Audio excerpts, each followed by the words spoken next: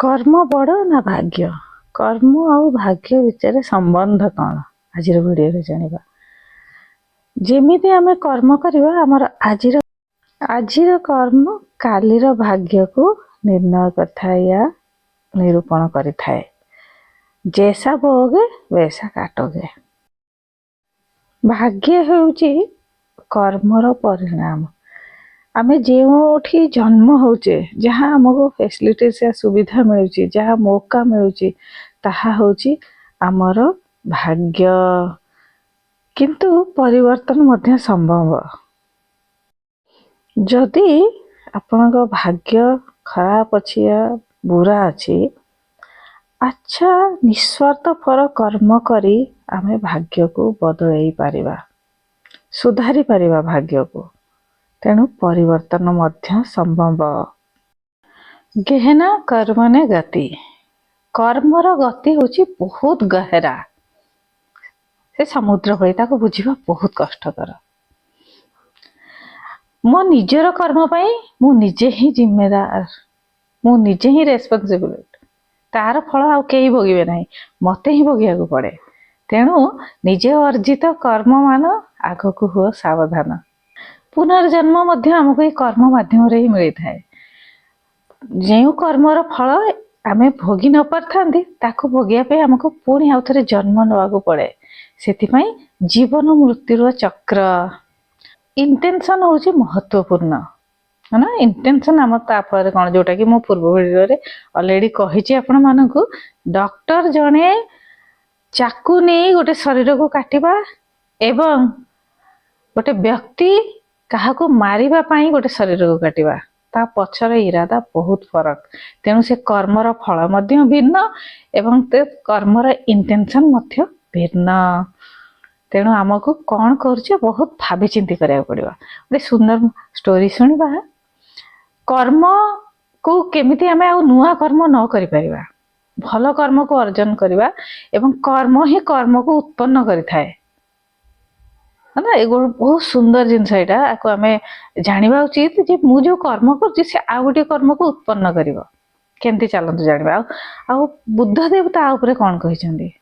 बुद्धदेव तारे तांकर अनुयायीଙ୍କ सहित बसिथिले तांकर शिष्य मानଙ୍କ सहित बसिथिले। तांकर जणे निजर भाई थिले जे तांकर शिष्य थिले। धीरे धीरे से भाईଙ୍କ मनरे बुद्धदेवଙ୍କ प्रति किछि गोटे ईर्षार भाव जागृत हैला। से जहाँ से भाबुथिले बुद्धदेव होचंदी मोर निजर एवं मो हिसाब रे से बुद्धदेव को चलाइबे किंबा मो हिसाब रे से चलिबे यह से भाबी नैथिले। किंतु से धर्मर मार्ग किछि अलगा बुद्धदेव कर विचार ही किछि अलगा। किंतु से जेते बेले ए जिंसटी तांकर करि पारले नाही तांको मनरे तिक्तता आसिला बुद्धदेवଙ୍କ पाई एवं से किछि अन्य शिष्य को एकाठी करी तांको हानि पहुंचेबा पाई उपाय बनैले। बुद्धदेव बसी ध्यान मग्न अछंती तळे तांकर अनुयायी माने शिष्य माने अछंती। से पहाड़ ऊपर को चढ़ी गले एवं बड़ पत्थर गड़ेले बुद्धदेवଙ୍କ ऊपर। किंतु भाग्यर कर्मर जो फल जोगु किंतु से पत्थरटी कौन हैला आसिला जस्ट बुद्धदेवଙ୍କ आगरे अटकी गला। यह देखी तांकर जो शिष्य माने थिले बुद्धदेवଙ୍କର शिष्य माने बहुत रागी गले। से तुरंत उठिले कहले ना यार किछि करिया को पड़िबो हमको। से जानि सुनी आपनक ऊपर को ए सब आक्रांत करिसंदी आपनकर मारिबा पई साजिश करिसंदी आम मानकु तार प्रतिक्रिया दबाको ही पड़िबो। बुद्धदेव संगे संग कहले ना चुपचाप बस यह थिला गोटे कर्म से जो कर्म अर्जन करछि से कर्म माध्यम रे तार फल ताको ही प्राप्त हबो।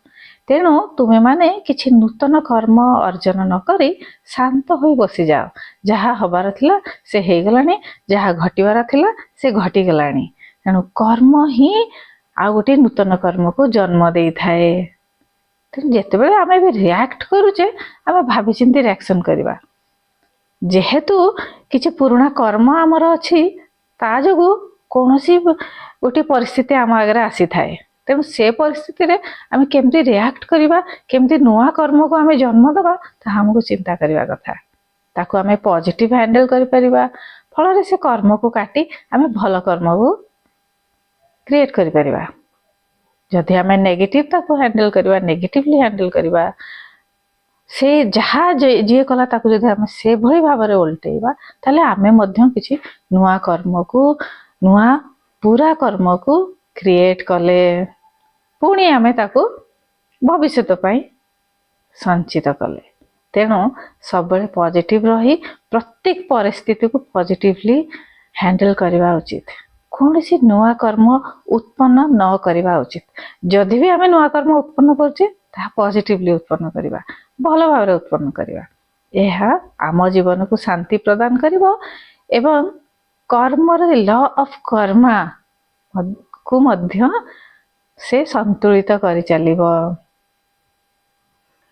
गहना कर्मने गति कर्मर गति होची बहुत गहरा से समुद्र भली को बुझिबा बहुत कष्टकर जय Jagannath part 2 law of karma कर्मर सिद्धांत वीडियो रे आपण मन को बहुत बहुत स्वागत कमेंट बॉक्स रे निहाती भाबरे जय जगन्नाथ कमेंट करंतु जगन्नाथ मेसेज करूची आपण माने कांटेक्ट करंतु एवं ए सुंदर योगा मेडिटेशन प्राणायाम सुदर्शन क्रिया किछि नॉलेज सिखंतु जानंतु 4 दिन रो कोर्स हबो फेब्रुआरी 8 9 10 11 इवनिंग समय रे हबो आपण मान को पाखो लिंक पहुंची जिवो केवल आपण मान को मैसेज करबा दरकार मोर नंबर हैला 7676593069 व्हाट्सएप रे प्रथमे आपण जय जगन्नाथ लिखंतु तापर आपण मान को लिंक मिलि जिवो कर्मर सिद्धांतर मुख्य बिंदुर प्रथम बिंदुटी हैला कारण और तार प्रभाव कर्मर कारण कोन और तार प्रभाव कोन जिम्मेदारी तृतीय हैला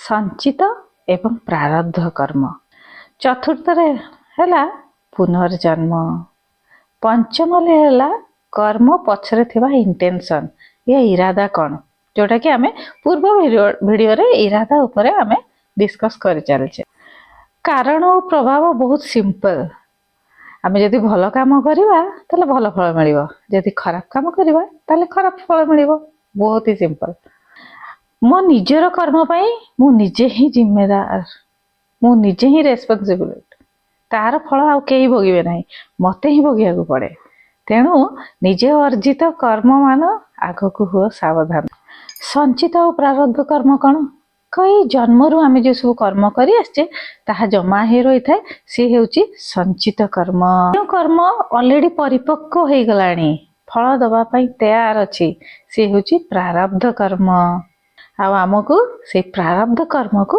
भोगिबा को ही पड़ी थाए पुनर्जन्म मध्य हमको ये कर्म माध्यम रे ही मिली थाए जो कर्मर फल आमे भोगी न पारथांती ताको भोगिया पे हमको पुणी आउ थरे जन्म नवा को पड़े सेति पई जीवन मृत्यु चक्र सोल चक्र ए सब चल थाए है ना कर्म करि चलथिबा ताको भोगी चलथिबा कर्म फल को भोगिया पे पुणी पुनर्जन्म नवा को पड़ी थाए केते सिंपल आ सरल ताको जदि हमें बुझिबा आ ता पछरे थिबा इंटेंशन को बुझिबा आ हम इंटेंशन कोन ता हिसाब रे हम काम करिबा ताले हमें बहुत गोटे सुंदर जीवन यापन करि परिबा भविष्यत पई भलो करि परिबा एवं एही वर्तमान क्षण रे मध्ये हम भलो करि परिबा इंटेंशन होची महत्वपूर्ण है ना इंटेंशन हम ता पर कोन जोटा कि मो पूर्व वीडियो रे ऑलरेडी कहिची आपण मानकू डॉक्टर जणे चाकू नहीं गोटे शरीर को काटिबा एवं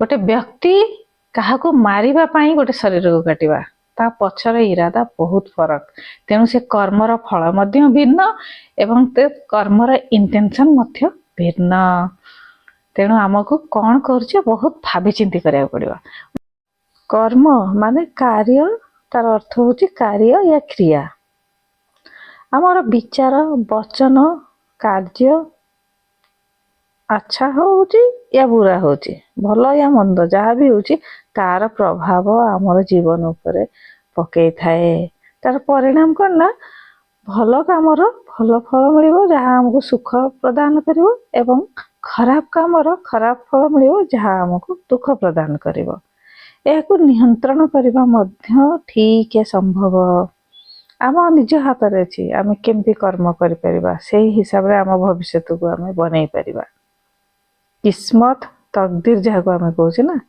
ତାହାକୁ ସୁଧାରି ପାରିବା ଆମର କର୍ମ ଦ୍ୱାରା। ନିର୍ଦ୍ଧାରିତ କୌଣସି ଘଟଣା କର୍ମ ଯାହାକୁ ଆମେ ଡେଷ୍ଟିନି କହୁଛେ, ହଁ ସେଇ ଘଟଣାରୁ ସେ ଡେଷ୍ଟିନି, ସେ ଭାଗ୍ୟ ନିରୂପଣ ହୋଇଥାଏ, ଯାହାକୁ ଆମେ ଭାଗ୍ୟ କହୁଛେ। କର୍ମ ଦ୍ୱାରା ଆମର ଭାଗ୍ୟ ହିଁ ନିରୂପଣ ହୋଇଥାଏ। କିଛି ବ୍ଲେସିଂସ୍ ଦ୍ୱାରା, କିଛି କର୍ମ ଦ୍ୱାରା ଆମର ଭାଗ୍ୟ ନିରୂପଣ ହୋଇଥାଏ। ପଛ ଜନ୍ମରୁ ସଞ୍ଚିତ କର୍ମ ଆମେ ନେଇକି ଆସୁଛେ, ସେ ଏହି ଜନ୍ମରେ ତାର ଫଳ ମଧ୍ୟ ତାହା ଆମ ଜୀବନ ଉପରେ ପ୍ରଭାବ ପକାଇଥାଏ। ତାର ଭଲ ଫଳ ମନ୍ଦ ଫଳ ସବୁ ଆମେ ପାଇଥାନ୍ତି। ତାକୁ ନିୟନ୍ତ୍ରଣ କିପରି କରିବା? ଆମର ବର୍ତ୍ତମାନ କର୍ମ କିଛିଟା ନିୟନ୍ତ୍ରଣ କରିପାରେ ଆମ ଭାଗ୍ୟକୁ, କିନ୍ତୁ ତାହାର କୌଣସି ତୟ ନାହିଁ, ତାହାର କୌଣସି ନିର୍ଦ୍ଧାରିତ ନାହିଁ। କିଛିଟା ଆମେ ନିୟନ୍ତ୍ରଣ କରିପାରନ୍ତି। ବର୍ତ୍ତମାନ କର୍ମ ବଦଳାଇ ପାରିବ ଆମର ଭାଗ୍ୟକୁ। ପଛ ଜନ୍ମରେ କରିଥିବା କର୍ମ ଏବଂ ବର୍ତ୍ତମାନ କରୁଥିବା କର୍ମର କିଛି ସଞ୍ଚିତ କର୍ମ ଯାହା ଆମେ ପଛ ଜନ୍ମରେ କରିଛେ, କିଛି କର୍ମ ଯାହା ଆମେ ବର୍ତ୍ତମାନ କରୁଛେ, ତାହା ଆମର ଭାଗ୍ୟକୁ ନିରୂପଣ କରିଥାଏ। ତେଣୁ କର୍ମ ବଦଳାନ୍ତୁ, ଭାଗ୍ୟ ନିଶ୍ଚୟ କିଛି ପରିମାଣରେ ବଦଳିବ। ବର୍ତ୍ତମାନ କର୍ମ, ସଞ୍ଚିତ କର୍ମକୁ ତ ଆମେ ବଦଳାଇ ପାରିବା ନାହିଁ, ବର୍ତ୍ତମାନ କର୍ମକୁ ଆମେ ବଦଳାଇ ପାରିବା।